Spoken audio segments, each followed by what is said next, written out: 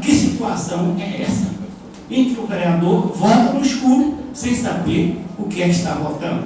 Ele vota seguindo uma negociação, um comando, uma ordem, um acerto que não passou pela sua análise. E está nos representando a todos nós. Em algum momento isso tinha que estourar. Em algum momento isso tinha que estourar. O que eu disse da Câmara de Vereadores do Estado da Bahia, da cidade de Salvador, posso dizer do Congresso Nacional. Né?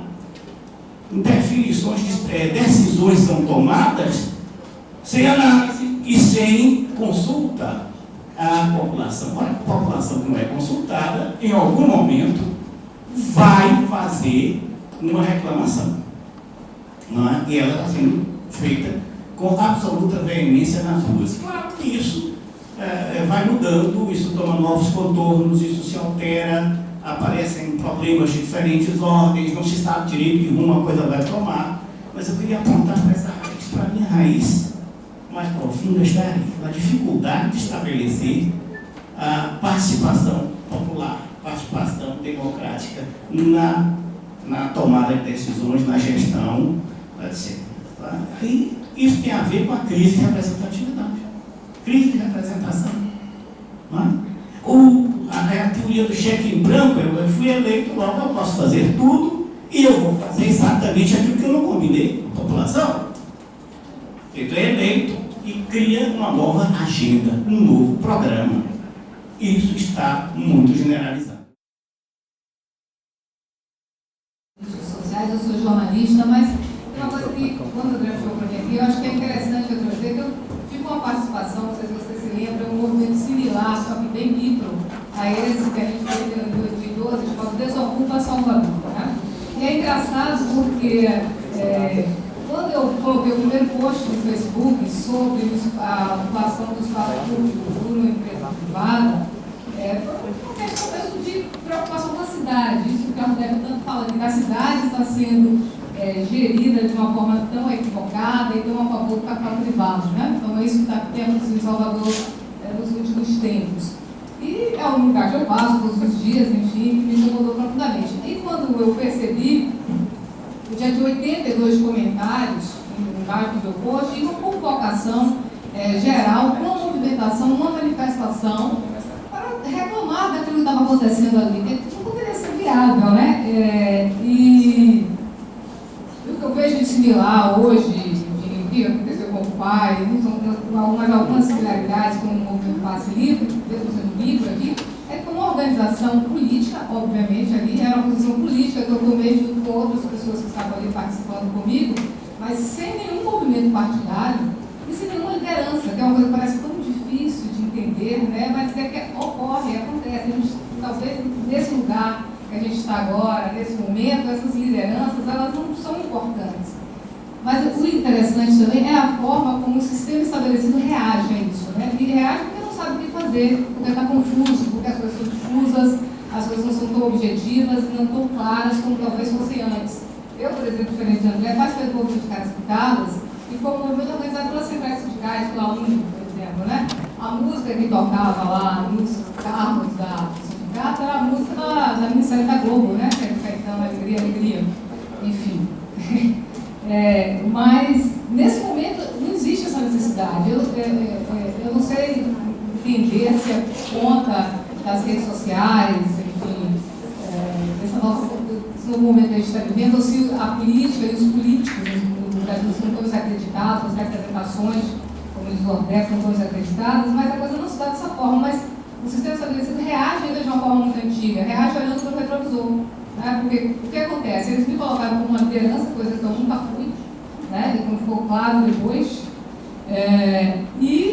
o Estado interviu, né, claro, ele me mandou uma liminar, me colocando como liderança e responsável por qualquer ato que acontecesse ali. Eu pagaria uma multa de R$5.000 e fora a depredação do patrimônio privado do Estado, mais uma vez, também agindo a favor do patrimônio privado, não público, que eu acho incongruência. Mas, enfim, o que eu acho que é interessante de me colocar nesse lugar do Desocupa agora é que foi tudo organizado de uma forma absolutamente coletiva, inclusive esse nome Desocupa é uma forma interessante de contrapor o pai, né, que é uma coisa muito baiana, né, tem um artigo do Caetano Veloso falando sobre isso, não tinha nenhuma liderança, era um movimento político, foi um movimento político que depois teve repercussão na cidade, inclusive por conta da forma autoritária como o Estado agiu, né, em relação ao movimento, como agora também em São Paulo. Claro que a violência policial levou muito mais gente às ruas, né? O Estado tem agido de uma forma bastante violenta, né?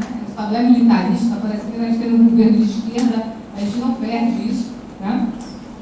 Outra coisa que eu acho, que existe essa incompreensão de lidar com esses novos formatos, né? A imprensa também, eu vou falar rapidamente como jornalista, se encontra numa situação bastante difícil, eu acho, não soube compreender o mal no primeiro momento, e eu acho que até agora os meios de comunicação tradicionais continuam sem compreender, né? Até gostei desse vídeo que eu, uma vez fazia lá para a banda, nos pacíficos, nas reportagens. Então, a sensação que eu tenho também é que o papel do jornalista meio que se dissolve, né, nessa situação, porque os protagonistas passam a mostrar a história é essa. Então, assim, venha ver aquilo que você não deve ver, venha ver aquilo que não está acontecendo no seu jornal, na sua revista. Eu acho que eu, como jornalista, e quem trabalha no jornalismo, está meio perdido. Né? Que papel é esse que a gente vai ocupar agora, né, que a gente está se dissolvendo no ar também, sendo confrontado também por esses protagonistas que eles mesmos se mostram, né, e mostram vários anos, temos o jornalismo crônico, coisas acontecendo aí agora. Outra questão que eu acho também muito equivocada, esse discurso dizendo, por não ter partidos, por ser contra partidos, de ser uma organização ufanista, nacionalista, de direita. Eu acho isso um equívoco, eu acho interessante que eu estive nas manifestações, inclusive aquela de quinta-feira, com muita bomba, os meninos vão sim, tiram as fotos no Facebook, estão lá com seus cartazes, com as músicas do Legião Urbana. Eu não vejo nenhum problema nisso, eu acho que faz parte desse momento agora que a gente está vivendo, da idade deles, assim como era a música lá do Alegria do Caetano, lá em 1992. Então, não vejo nenhuma incongruência nesse aspecto. Não acho que seja um movimento de direita, nem ufanista, nem nacionalista. Não vi isso nas ruas. Acho que a esquerda tradicional, a esquerda de partido, tem puxado muito esse discurso, que eu acho equívoco também. Né? Eu acho que a gente não consegue entender ainda, todas as nossas leituras têm sido muito simplistas, uma coisa que vai ser muito mais complexa, tem muito difusa ainda, muito sem objetivo, um pouco clara para a gente entender e pensar de uma forma mais profunda. Bom, era mais ou menos isso que eu queria dizer. Eu não sou sociólogo, não sou cientista política, eu queria trazer esse olhar que a gente teve do Desocupa, que foi uma coisa importante, e eu acho que existe dentro das pessoas um sentimento de saco cheio. Eu acho que uma televisão francesa falou isso. O que está acontecendo no Brasil? Os brasileiros estão de saco cheio. Né? Então, existe um incômodo muito grande com a gestão da coisa pública, do espaço público, né? Da forma como a gente tem vivido nas grandes cidades. A gente tem um governo de esquerda aí há quase 11 anos, partindo para 12 anos, e as bandeiras sociais que todo mundo acreditava que estariam à frente, não estão, pelo menos não no desejo, na vontade de cada um de nós, né?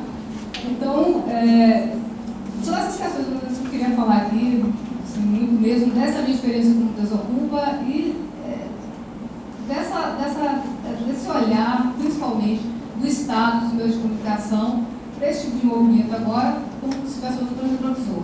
O Estado não consegue enxergar. Eu acho um discurso de idioma bastante publicitário, mas não acho eficiente do governo.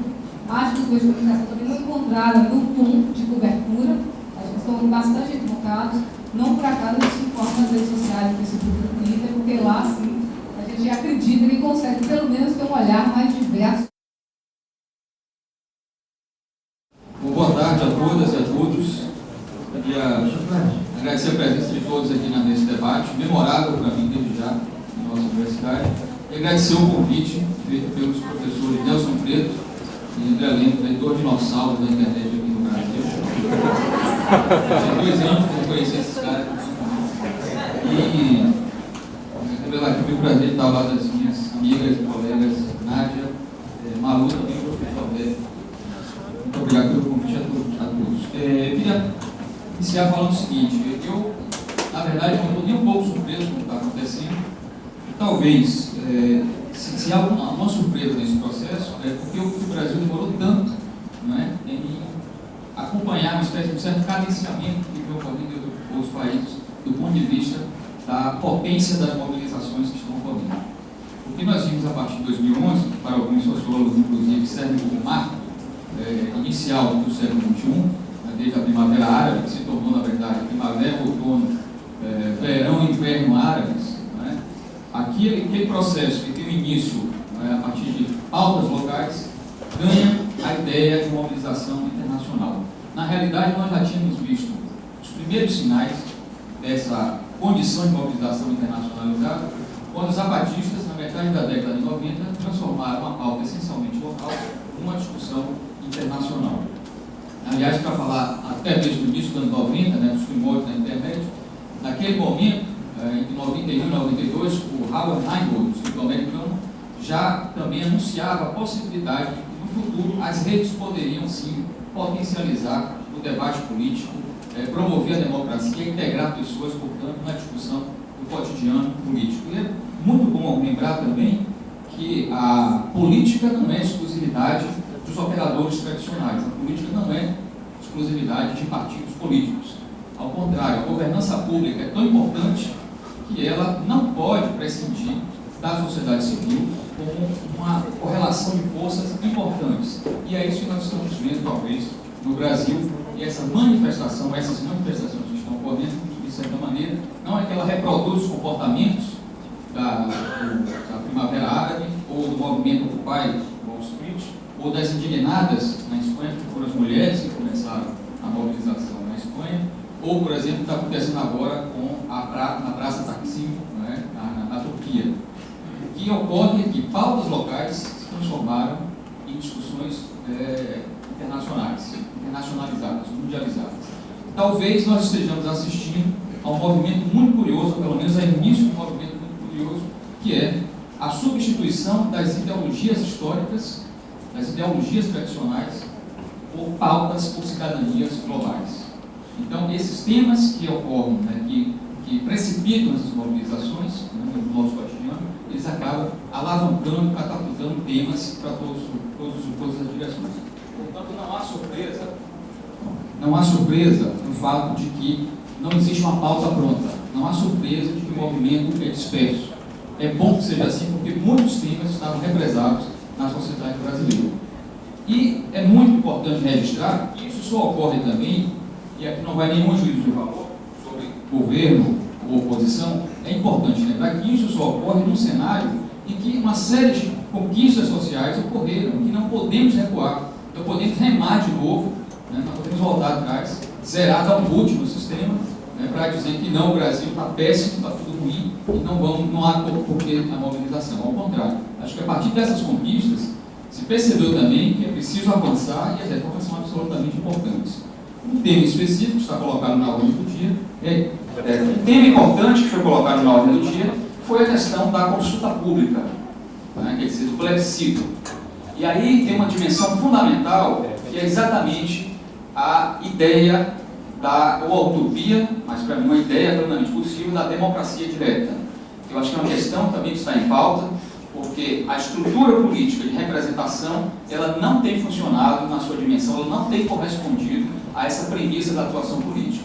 Ou seja, que a gente pode lembrar, por exemplo, que ocorreu na Islândia, né, em 2008, que foi, de fato, um dos elementos que deram origem à crise econômica de 2008, é lembrar que os bancos tinham quebrado, né, na Islândia, e o governo foi acionado para poder interferir e ajudar os bancos, né, subsidiar os bancos, e o sistema bancário islandês voltar a funcionar. O presidente lembrou de um importante dispositivo da sua legislação que remetia à população ao escrutínio, né, à avaliação de temas que são importantes para a nação. Como aquele tema era fundamental para a nação, ele submeteu ao escrutínio popular se o Estado deveria ou não apoiar os bancos. E a população disse, não, o Estado não vai apoiar os bancos. E aí cria-se um problema de representatividade, porque o parlamento, que foi eleito pela população, vota contra o que pensa a população.